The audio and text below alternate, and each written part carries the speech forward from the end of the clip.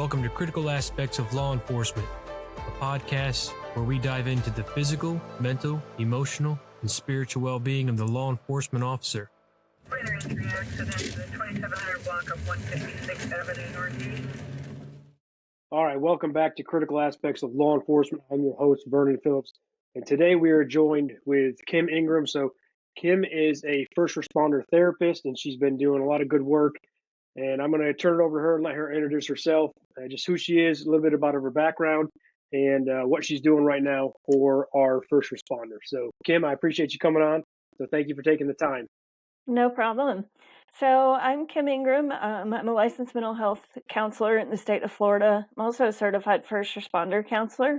I've been doing this for about 8 years now. I went back to school kind of late in life. I was a stay-at-home mom for 20 or so years. When our youngest boys, when they got into high school, I decided to go back to school to be a therapist. I own a private practice in New Smyrna Beach. We have 2 locations and a total of 10 therapists that work for us. I guess the more important part of my background is I was married to, I am married to a law enforcement officer. He just retired after 26 years in law enforcement, and prior to that, he did 5 years as an EMT. So he's got quite a long history of public safety.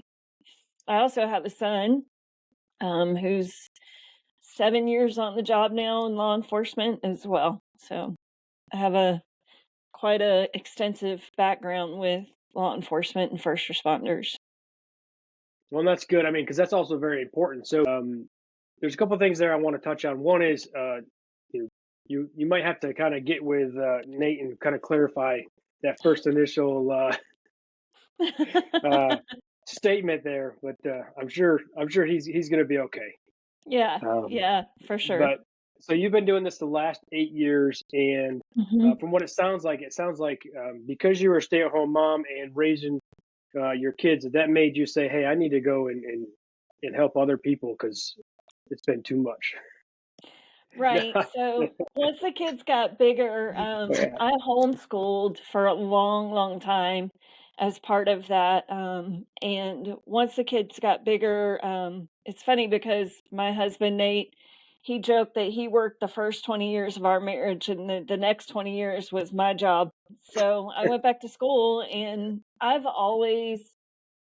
since I was in high school, I've always wanted to be a therapist. Originally, I thought I wanted to work with cancer kids. And as I got older, I realized, no, I don't think that's for me. I think that's going to be a little bit too much. So once I got out of my student internship and had graduated, I turned my focus kind of to the first responder realm for lots of reasons. But the main one was I've seen the effects of the job on many, many different officers and responders throughout the years. And even kind of close to home, just with some incidents that happened in Nate's career, some things that happened in my son's career when he was very early on the job, and with a cousin of mine who was in his own line of duty shooting as well. Yeah. So when we talk about so you're a certified first responder therapist, right? Mm-hmm. So why is that important? So that starts a conversation about cultural competency. Oh, yes. Yeah. Why is it important for therapists to be culturally competent when they work with first responders, especially? I mean, I'm going to focus on law enforcement. I'm going to focus on cops, and Sure. That's all of your family. That's their main career focus. But that's also that's where I'm at. That's where primarily you work with a lot of cops. Yeah. So why is that important? Why is being culturally competent with that culture important when it comes to, being a therapist and providing that resource? So I think it starts with the definition of what cultural competency is, right? So because a lot of people don't understand what in the world does that mean. Mm-hmm. That sounds like a lot of therapist talk. For me, I think the easiest definition for cultural competency is that you understand the unique stressors, complications, highs, lows, things like that come with a particular culture. Whether we're talking about like an ethnic type culture or whether we're talking about a specific career culture, which we Mhm. all know and understand that law enforcement is definitely their own culture. Um, there's a lot of things that are very unique about being a law enforcement officer, law enforcement family, spouse, child, that kind of thing. So, cultural competency when working with law enforcement officers becomes very important. I think, in the simplest way of explaining, is our officers see all kinds of things, and most of it is not positive. They spend their days going to Yeah. people in their worst situations or their worst possible day ever. And for them to be able to offload that, they need to be able to go talk to a therapist who, when they talk about some of those things, that therapist isn't going to be traumatized themselves, start crying, run out of the room, tell them, I can't see you. Because you and I both know sometimes we only get a one and done situation to get Yep. an officer in a therapy office. Yep. Absolutely. And that's the thing. I think that's one of the biggest things is because of the amount of trauma that law enforcement incur on their lives throughout their career. I mean, and it could be depending on just the shift and the tour of duty. I mean, they could be exposed to half a dozen to a dozen critical incidents just in a 3-day period. So when you start talking about going in and then offloading that or downloading that with a therapist, like you said, that's important because if you go in and you start kind of laying all this stuff out, um, two things are going to happen. Either you're going to completely overwhelm the therapist, right? It's not Right. culturally competent, or doesn't understand law enforcement, or they're going to step back and be like, okay, we need to reevaluate you and kind of where you're at.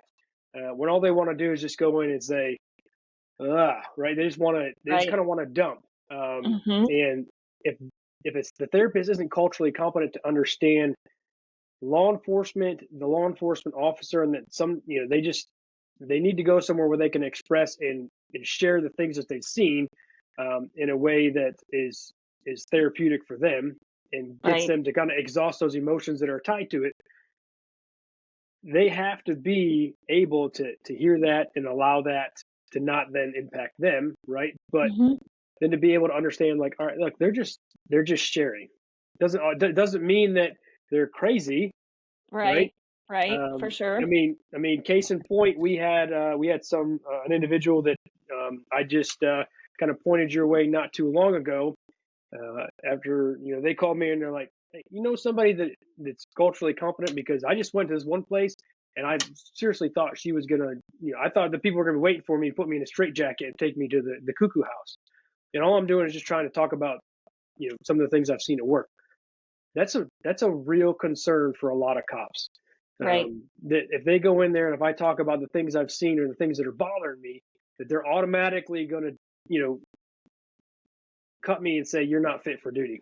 I mean, I think Hmm. that's a huge factor. So I think that's why we've got a lot of law enforcement that don't say anything, and Right. they internalize, they push it down, and they take it and they stow it, stuff it, and throw it, and then they just keep moving Hmm. forward. And you and I both know that that's only going to last for so long until all of that comes up. And it's Right. not just one at a time. Generally, it all comes up at once. So, what is, you being a certified first responder therapist, being culturally competent, what is something that you do to keep yourself, um, you I guess just keep yourself, guarded or protected so that when they come in and sit down and share these things with you, that it doesn't affect you, right? That you can actually, effectively help them walk through that without it really impacting you. Because, we know that every time we sit there and we talk to somebody or you counsel somebody that, there's some residual there that Sure. rubs off. It doesn't matter how resilient we are, when that happens, there's some takeaway. So what do you do to keep yourself, just physically, mentally, emotionally, and spiritually, just grounded and healthy. So I think what I talk with most of my clients about is self care and sleep. Those are the two biggest things. All of my clients would tell you that on a weekly basis when they come in, I check in and say, "So how's your sleep been this week, and what's your self care been like?" Um, it's important, and most first responders, if you pulled a room of 100 cops, right, and you said, "Who in here gets good sleep?" You'll be real lucky if you have one, Yeah, maybe two hands that actually go up because they're not ever educated. Like, we don't teach in our academies, "Hey, you can get good sleep and still do this job." There's just certain things you have to do to make that happen. And then on the self-care aspect of it, you ask 100 cops, "What do you do for self-care?" I go to the range." Mm, that's not self-care, right? It's a whole other explanation of trying to help people yeah, understand you need to figure out what turns off that hamster wheel that we kinda all have running in our head and do more of that when you're off duty. So for me, taking care of myself, becomes, what do I do for self-care? What do I do to get good sleep? And then on top of that, especially being a therapist, knowing when I need to go and talk to a therapist myself. Because it's something we're trained to do in school mhm, when we're in our counseling programs, is that sometimes therapists need their own therapist. And it's for me to be able to go and not share all the things I'm hearing, but me to be able to go, okay, I'm feeling some kind of way and I just need help kind of figuring out why this is stuck. And usually that has something to do with like what I've been through in mhm. my personal life. So Yeah. staying on top of those three things are probably the biggest things that I do. Yeah, and that's important. I mean, so I think that's great that you talk about like self care for yourself, but also, we also talk a lot about self care for the individual officer. And I constantly preach self care myself, even though I will admit that sometimes I'm not the the best at it. And there on our sidebar conversations, sometimes you call me out on that, which I appreciate. Um, but I mean, just this past week, I mean, I went and I sit with a counselor myself, right? And they challenged me and asked me hard questions. And there was one the other day that left me really thinking, like, I never really thought about that. Because even on a personal level, there's things that we dive into. Are like, hey, why do you like? And I know all this, and you know all this when you go in and sit down with somebody else. So, we know kind of the way that the conversation is going to go, and some of the questions to kind of draw out some more information. Mhm. And it's funny because even for myself, I go there and I sit there and I'm like I know this, but I'm still like, but then I still have to share it Right. if that makes sense. So, kind of talking through just the way I was brought up and why I do certain things the way that I do them. It's like, okay, so then she says, well, so what do you want your kids to learn from you? Mhm. As far as like some of these aspects we were talking about, and we were just talking, just about like giving and just being very missional with other people and just kind of a work ethic and how do you want how do you want your kids to kind of grow up with this idea of serving others and work imprinted on them, because Mhm. that's exactly what happened. So I went home that night and I talked to Laurie and I brought that up and she was like, oh, she's like, I never thought about that. I'm like, yeah, I didn't either. So Yeah. so it's good. So even for myself and for you, it's good to go in there and to kind of get those conversations stirred sometimes, because then gives us the ability to kind of step back and be like, okay, you know, I don't have to be 110% all the time and always just you know full on going, because you're you're teaching your kids, especially if you're in law enforcement and you are working overtime bukus of overtime, right? And like you were instilling that, you were teaching your kids, right, that this is, for one, this is acceptable, Right. and that this is what we do, right? This is the type of work motivation or work ethic that we have, and being and having a good work ethic and working hard is not that's not what's in question here, right? It's learning that balance and being able to kind of pump the brakes and step back and be like, okay, where am I at right now? How is this affecting me? Physically, mentally, emotionally, spiritually. How am I?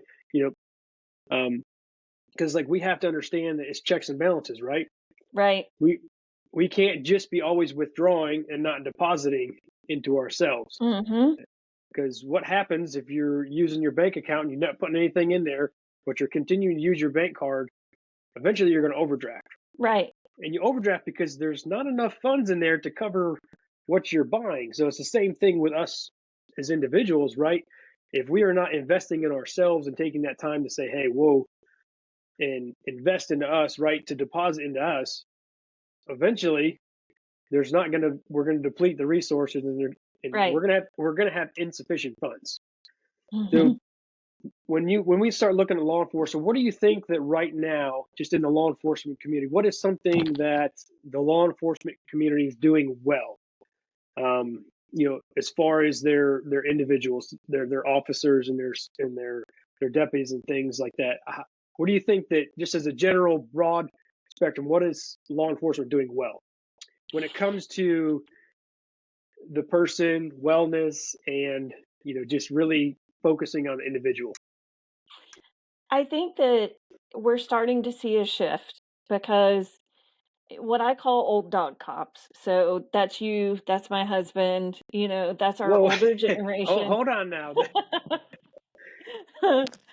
That's our old school cops, right? That mentality of we're fine, I'm good, nothing bothers me, I'm 10 feet tall and bulletproof, right? You wear your little superhero cape and you're great.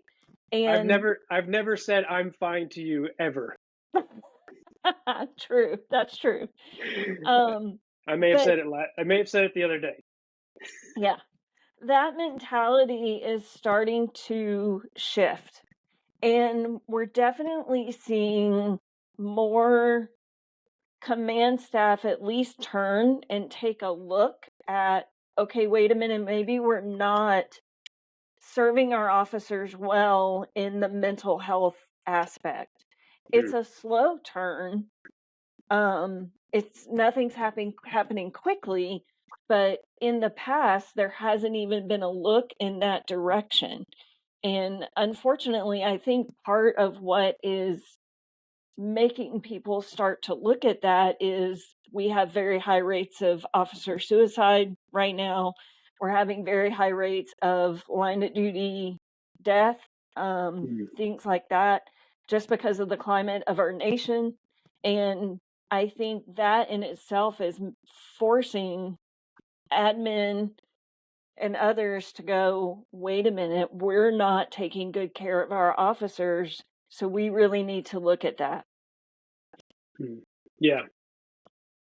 So with that, what do you think is something that could be done better in the law enforcement community? So when we start looking at just training, onboarding, academy, in-service training, what do you think is something that we could do better? Well, I think that, I know it's kind of a broad question, but it's also kind of a loaded question. So I understand that you're yeah. like, so. So I think from the starting point, we have to kind of normalize mental health therapy for our officers. And when I say from the get go, I mean in our academies. So over here at Daytona State at our College of Emergency Services, they have me come in at the end, towards the end of every academy, and I get 4 to 5 hours to spend in front of these cadets right before they graduate. And I kind of do an overview of, okay, here's some things that are going to come up in your career as far as mental health and wellness. But I also sit down and talk with these, I call them kids because they all look like they're so young. Um, but I sit down with these kids and I talk to them about here's what it looks like when you actually come see a culturally competent clinician. Mhm. From the very first time you contact me to actually sitting in my office for a session, and I kind of take away some of that fear and anxiety and those unknowns of, okay, what exactly is a therapist going to do if I walk in the room? And when I leave, are they going to immediately pick up a phone and call my department? You and I know Yeah, that's not how it yeah, works, yeah. but But that's the most fear. people don't know that. And they assume because of this culture that we're shifting away from, that if somebody comes to see me, somehow their department is going to find out, or I'm actually going to call and report to the department. So, on the academy level, I think bringing in culturally competent clinicians, first of all, to teach the mental health portion, Mhm. and second of all, just to take away some of that fear would be important.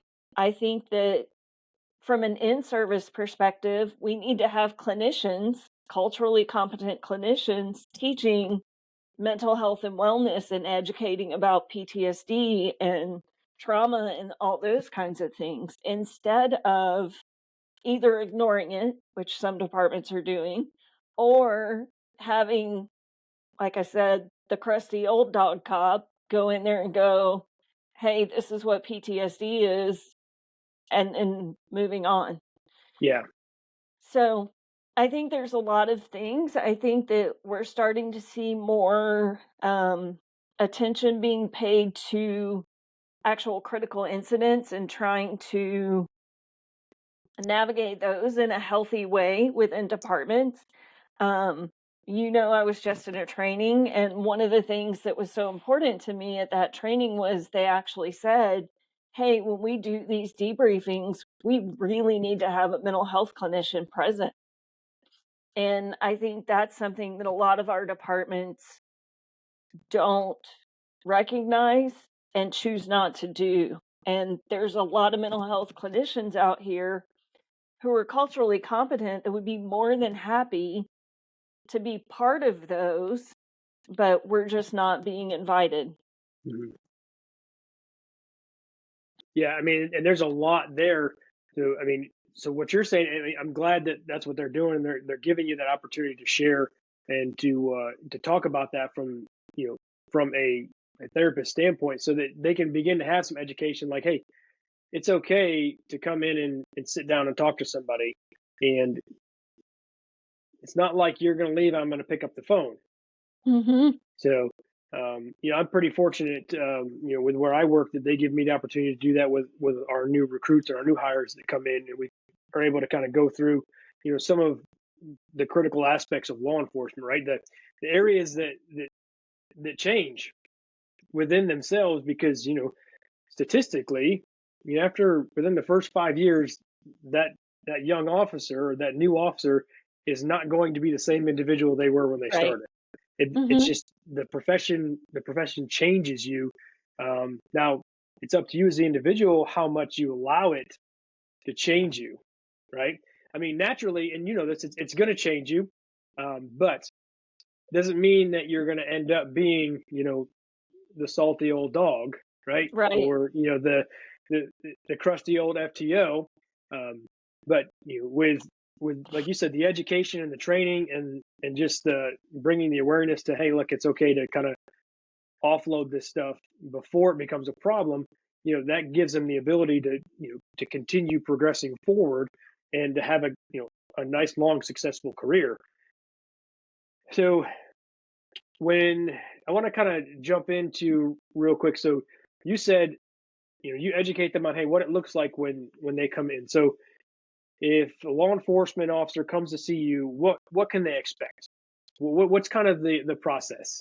So So with me, initially they usually get a phone number from somebody because my client load, um, I'm probably about 95% first responders in my client load. And I'd say 80% of those are word of mouth, where one cop has told another cop, "Hey, I know a girl. You should go talk to her." Um, so I usually get a text message. Law enforcement officers don't call and leave me a voicemail. That's part of being culturally competent and understanding that they're not going to do that. That they would much rather text me and say, "Hey, I need an appointment," and get them scheduled via text. Um, Another thing that is kind of unique to my office, and I can't swear that every culturally competent clinician does this, but I have two waiting areas in my office. I have the one that when you walk right in the door, there's seats right there in the lobby, but I also have an area in the back that is we kind of use for our group room area, but it's also a waiting area with a couch and a comfy chair. And, our law enforcement can come in and sit and face the door so they know all the things that are happening in the office. Um, but that's where every single one of my cops goes. They all go sit in the back because they're much more comfortable with it. They don't have to worry about, sitting across the lobby from somebody they arrested or they wrote a ticket the day before. Um, I don't take insurance, which a lot of times can be a hang up for our law enforcement officers. I have a special rate for all my first responders that is definitely affordable on a cop's salary. Um, and all of that kind of goes into that being culturally competent and understanding those really unique intricacies of a law enforcement officer's life. Um, Cops don't really trust insurance because they feel like it goes and it can get back to the agency. Mhm. So I don't even mess with insurance. Another reason I don't mess with insurance is when you take insurance, they want you to diagnose somebody after that first session. Um, Mm. I don't have to diagnose anyone. If a law enforcement officer comes to me and he or she is just struggling with the day-to-day of the job and maybe they've had a few junky calls, but they come see me for 6 months and process some stuff and work through it and then they're good again. Yeah, Um, I don't have to put a diagnosis on that. and I We come and in I, and talk about some stuff and then they go on their way.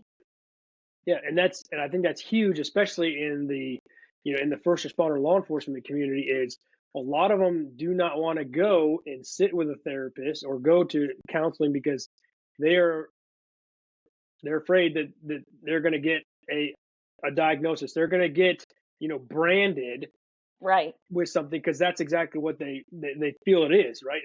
Oh, I just got tagged with something that I can't ever get rid of, right? right, That no matter all the amount of work that I put in, this is always going to be branded on me, even though that's not true, right? That's right. It's not. because so many of the things that they struggle with, is all manageable, right? Mhm, It's all manageable. It's all things that can be done and worked through, but they just don't have that understanding because they've never been told that. They've always just been right. told like, "Hey, suck it up, go do your job, just don't worry about it." Or they're like, "Hey, go back to some of the old salty dogs, right? A lot of them they self-medicate, and there's lots of different ways that Mhm. people self-medicate, but especially in the first responder community, it always comes back to what they all like to do: Alcohol. a little Yeah. alcohol, right? Because what does it do? Right? It kind of numbs it. Yep. So yeah, it's a coping mechanism, but it's not a healthy Right. coping mechanism. And that's why I tell them all the time. I said, look, you might be self medicating with alcohol, and it might subside, like it might kind of squash things for that night, or depending on how much you self medicate, it might make things worse if you Mhm. if you result in doing something stupid. But it doesn't alleviate the problem because the next day you wake up and you feel like garbage and your problem is still there. Right. It's still there.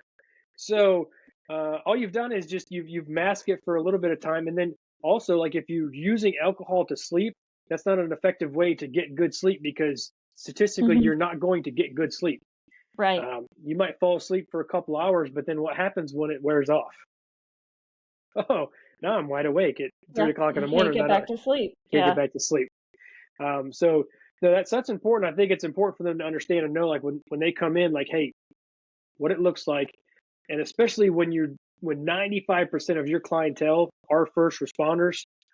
So that should tell you right there that most of the individuals, almost all of the individuals you see are first responders, which Mm-hmm. means they're everybody else that's in your people group that are coming there and getting the same type of of service, and you're not at risk of running into somebody that you may have arrested or you've dealt with Right. on the streets. And so that's what's important, and that's what makes it different when somebody is culturally competent, because Sure. if they're culturally competent and like, hey, this is the people group that I work with, and this is my specific target group, that's what you're going to see. You're going to see high numbers of that group, in lower margins of others, Right. because that's what's important. That's the thing about being culturally competent is, you understand, like, hey, if I say I'm culturally competent, but it, only 30% of my clients are first responders, and then 70% is, just a mixture. I don't know if we can say that you're actually Yeah. culturally competent. So And another important part of that is, obviously I have that high number that are, and a lot of them are in person, even though I do both telehealth and in person. I've found that law enforcement typically don't do well with telehealth. Um, but some do it. yep, But I'm very careful and I'm aware when I'm scheduling my week out and I'm scheduling clients that I don't put two New Smyrna Beach police officers back to back. Like, they may tell me, I don't care who knows, but I'll schedule them apart yeah, or on different days or, and sometimes that gets hard as the therapist, but it's important because I know how important confidentiality and trust and rapport building is with this culture. Um, I don't expect I don't expect law enforcement officers on the second session to tell me all of their struggles. It takes much longer than that to yeah, build trust with a cop because they don't trust anybody. Um, I get a little bit of buy-in by being a cop's wife, but not too much. So yeah. it takes a long time, and I understand that we have to process some of the lighter things before we're going to get to the deeper issues and struggles that they may be facing. Yeah. So on average, what kind of is, just for you, what have you seen for yourself, the time frame that it takes for that cop to really get that buy-in and be comfortable and say, okay, you're okay, you're legit. So some of it depends upon how they've come to me. If I get a referral, say from you, and they don't know anything about me other than you said, "Hey, I got this therapist, you should call her." Right? She's culturally competent. I trust her. Give her a call. That can take me 2, sometimes 3 months before we're able to really kind of dig deep. Um, the ones that come to me by word of mouth, where one cop is telling the Mm, other cop, "Hey, I've been going to her for the last year. She's helped me with all these things. This, and this are so much better for me now." Those, it takes a little bit less time because they walk in with a little bit of buy-in because, their zone partner told them, "Hey, she's legit." Um, the other thing that has worked out really great for me is my kid. He's actually advertising for his mom.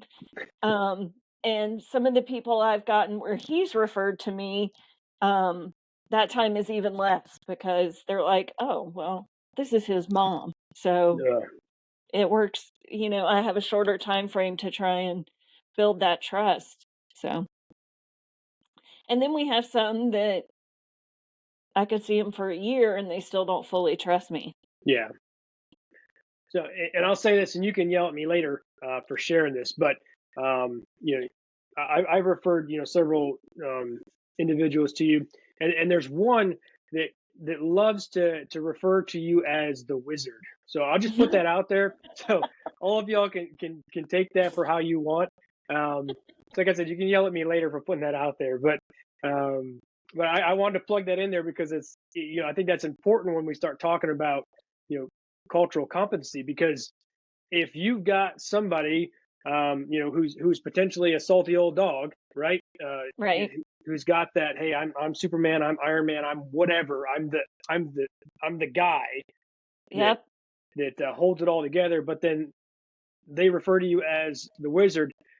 That's a pretty big compliment, and I Yeah. think that's pretty significant of just telling of who you are as a therapist, and just the ability you have to understand and then work well with the culture. So I think that's very important. Um, so what's your primary modality of treatment? So what's your kind of your go-to when we start dealing with first responders and in general? So, for me, I use technically the term would be eclectic, an eclectic approach where I combine several different modalities. I do cognitive behavioral therapy. I do motivational interviewing because that's always fun to use on cops because they all know how to use it, but they don't realize I'm doing it to them. Yeah. So that's always fun. Um, I do some oh, I just lost it. For PTSD type symptoms and treatment, I use cognitive processing theory for PTSD, which is a specific treatment plan that is kind of based out of talk therapy. Um, there's a lot of there's a lot of modalities out there that work with first responders, and I don't stand back and say that my combination of what I use is the only way to go. Um, and this is gonna get me on my soapbox, and you know that, you opened it wide up for that, but I think kind of where some of our mental health treatment for first responders is going wrong is a lot of times we hear people say, "Okay, this particular modality is the best way to go." And Nate and I were talking about this last weekend, is the problem with that is that what works for you, Vern, may not Mhm. work for the next guy. And if we're saying, okay, I'll use what I use, CPT for your PTSD is the only thing that's going to work for you. It's the best treatment, it's evidence based, all these things. And then you go do that and it doesn't work. Typically, that cop is going to go, well, there's something wrong with me because this is supposed to work for everybody and it didn't. Yeah. And So you're dealing in that's an absolute. You're saying this is an right. absolute, and So I come from a standpoint where I say, hey, on my slide that I teach from, I have, I think, 5 different first responder modalities that are evidence based that work. And I say, CPT may not be for you. Maybe EMDR is for you. Maybe brain spotting is for you. Um, you have to be open enough to understand that this one may not work and we may not have to try something different.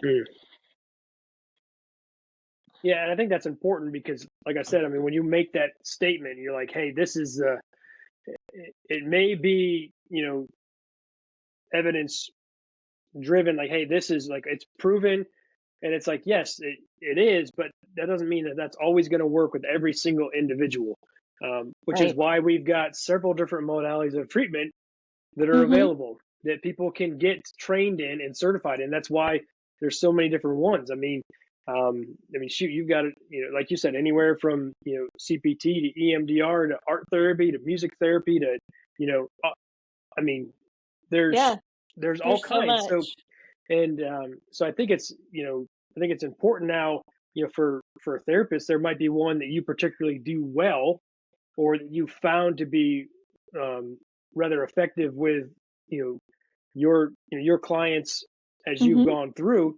But that doesn't mean there might not be somebody that comes through and you're like, okay, so I've kind of used several different different modalities, but like, all right, well, let's kind of explore some other options because, like you said, what works for me might not work for everybody else. Right.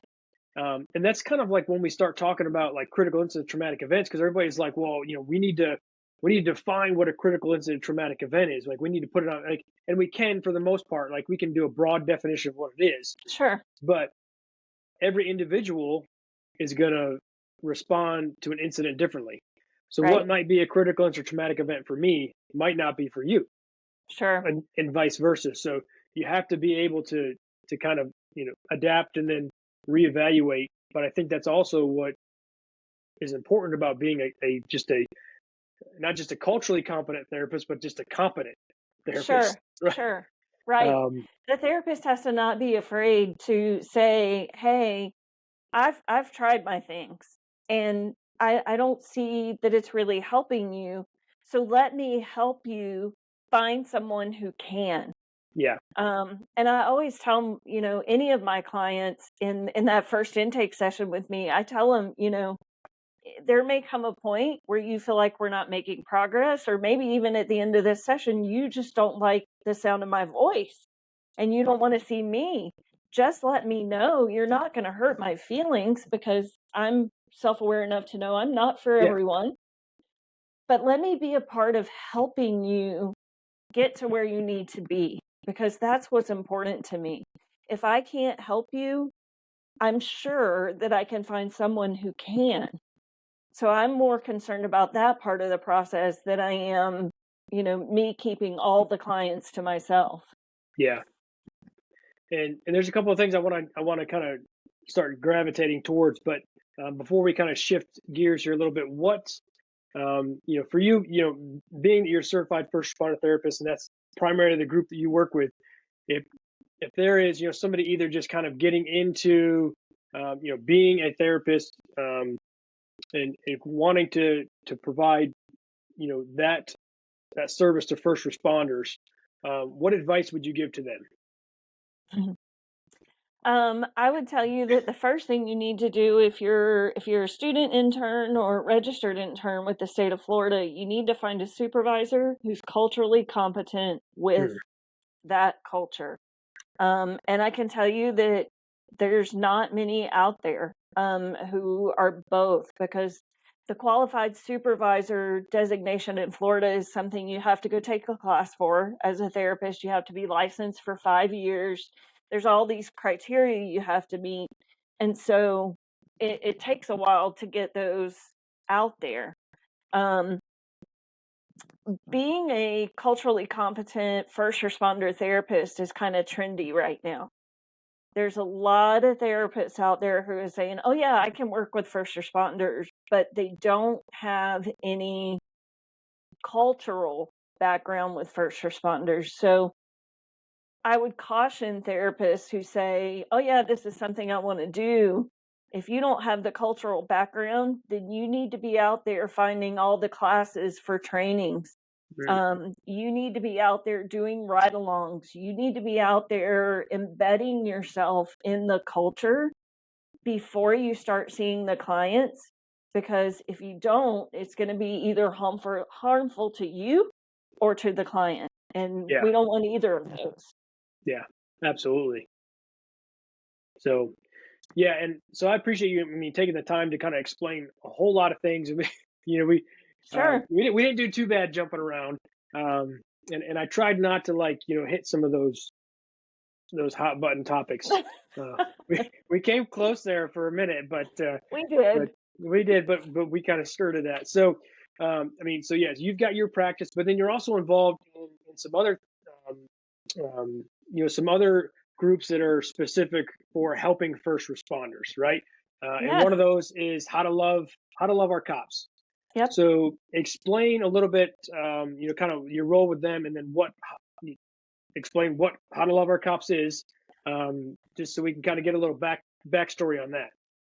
So, How to Love Our Cops is a national organization that started out in Sacramento, California. The president is a lovely gal named Vicki Newman.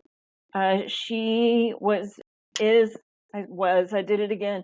She is married to a retired California Highway Patrol chief, Brent Newman, and she basically took a look around and went, "What are we doing for our spouses?"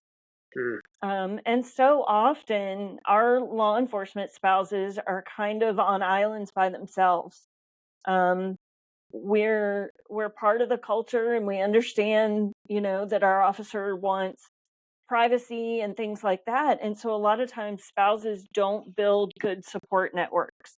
So with that in mind, Vicki decided to start an organization that focuses on educating, empowering, and equipping law enforcement spouses to kind of thrive, which ultimately will help the law enforcement family thrive in the culture.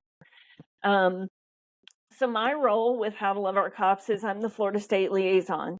What that means is anything that happens here in Florida that I can help encourage spouses, or if we have line of duty death or critical incidents and things like that, and the spouses need something, I'm there to just offer a support network, educate them, offer resources, things like that. We also, at How to Love Our Cops, have a conference that gets put on. It's called Home Watch. They've done several of them out in California. They've done a few. They did one in Louisiana, one in Oklahoma. And this year, later on September 7th, we're bringing it to Florida. All right. Claremont Police Department reached out to How to Love Our Cops and said, "Hey, we want Home Watch to come here." So we finally, just in the last few weeks, kind of solidified everything, and we have a date, September 7th.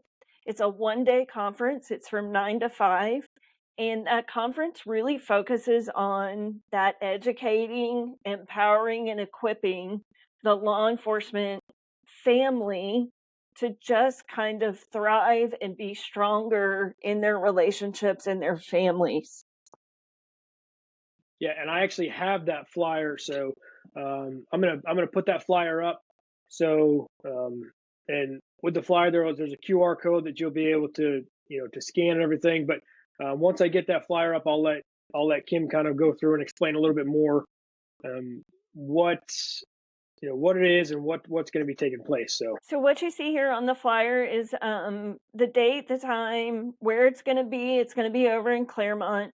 And then you'll see our speakers on there. So our keynote speakers are Vicki and Brent. Vicki is the president of How to Love Our Cops. And like I said, her husband is a retired California Highway Patrol chief, which is very cool. He's got a lot of really great stories. And it's a lot of fun to spend time talking with Brent and hearing about his time with the chippies out there in California. Then you'll see my friend here, Vernon, is our speaker. He's going to talk about just marriage enrichment and how to be stronger as couples. That's kind of the focus of Vicki and Brent's portion of the program as well. And then we have Karen and Doug Monda, who are also Floridians. They live down in Cocoa. Doug's a retired police officer. And he and Karen are going to share their story, their personal story, as a law enforcement couple, and just some of the struggles that they've been through and how they're overcoming those and becoming stronger as a couple. There's lots of other things that kind of happen throughout the day. We do table discussions where we pose a question to the room and kind of have conversations at our table to dig a little bit deeper. We provide lunch that day. There'll be breakfast on hand. And then at the end of the day, after all the speakers, we do a panel. And so all the speakers will be on that panel in the front of the room. Vernon and his wife will be on there. Myself and my husband will be on that panel. And from what I understand, this time there's going to be a QR code that day where people can click on it and they can type in questions they have for the panel. And there's no limit on what those questions can be. And then oh at the end boy. of the day, the MC, Lori, is going to look at those questions and pose them to the panel, and various ones of us up there will answer and respond to them. So that can be a lot of fun sometimes, but it can also be very serious and tackle some of those harder questions that people have. When you look at that flyer, I know Brent and Vicky have been married, I think, close to 30 years now. Nate and I have been married for 27. Karen and Doug have been together over 10 years now, I believe. I don't know the exact number. And I know you and Lori just celebrated what? 15 years. 15 years. 15, So yeah. that combination of years and experience, there's a lot of things that can go on in a law enforcement family in that amount of time. Yep, there sure is. Um, so yeah, I mean, I didn't know I was even going to be there. So I'm joking. I'm joking. So yeah. So what I'll do is I'll put that in. I'll put all that in the show notes, and I'll tag that information. But I'll also tag your information as well in there. Your practice, and if anybody wants to reach out or maybe even set up an appointment with you, we'll get that set up so they can do that. But kind of before we start to wrap things up, so when you start looking at where you're at today, and everything that you've kind of gone, I won't say gone through in your life, but kind of the experiences you've gone through kind of led you to where you are today, being a certified first responder therapist. How much has your faith played a role into where you are today? So that's a really loaded question. It is a loaded question. You're right. It is. Um, I'm actually a preacher's kid, which I know you know. You met my dad recently, but I think for me, the faith portion of it has really come into play in my marriage. And working with Nate, we don't have completely sunshine and rainbows in our marriage. We've had hard times like everybody does. Mm-hmm. That sense of faith and direction, that spirituality kind of piece has always kept us grounded and helped us to focus back on, what the priority is in our life, the priority of each other, and where we should be putting each other first, after our relationship with God. And then for me, and this probably gets, you probably aren't expecting how deep this is fixing to get, but for me, It's all right. as a law enforcement spouse, I had to learn very early on that me worrying constantly about his safety and what was happening, it's not healthy for anybody, but it definitely wasn't healthy for me, and it wasn't healthy for our relationship.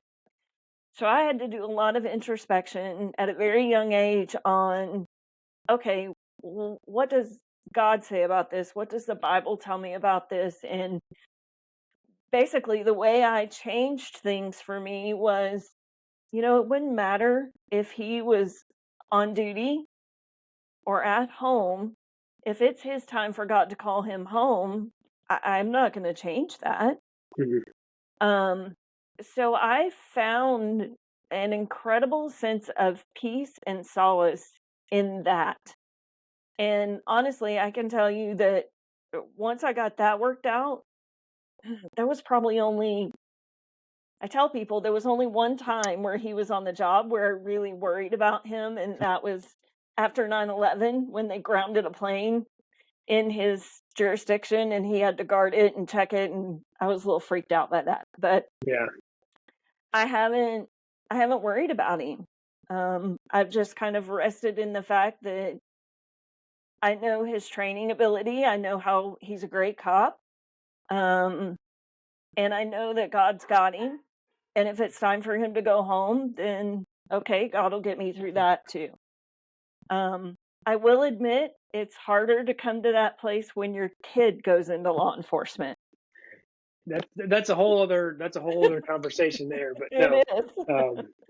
But yeah, no, and I appreciate your honesty and really just kind of leaning into that question, because essentially what it sounds like is you just got to the point where you're like, hey, I have to trust in God's sovereignty, and that this is ultimately it's all in His control, and that's a hard thing to do. That's a hard place to get to, Right. And it takes a lot of spiritual growth and maturity to kind of get to that place where you can really just step back and say, okay, this is, this is all God's plan, and ultimately I'm here to glorify God, and Right.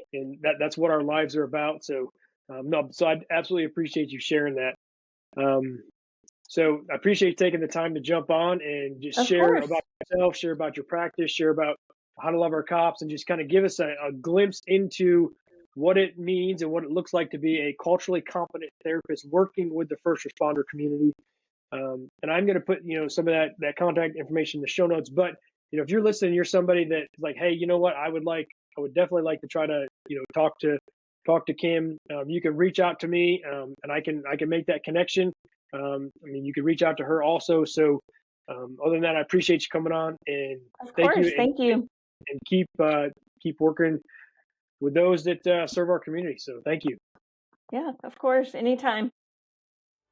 I appreciate you tuning in and listening to Critical Aspects of Law Enforcement. Remember to subscribe to the podcast and share this resource with your fellow officers.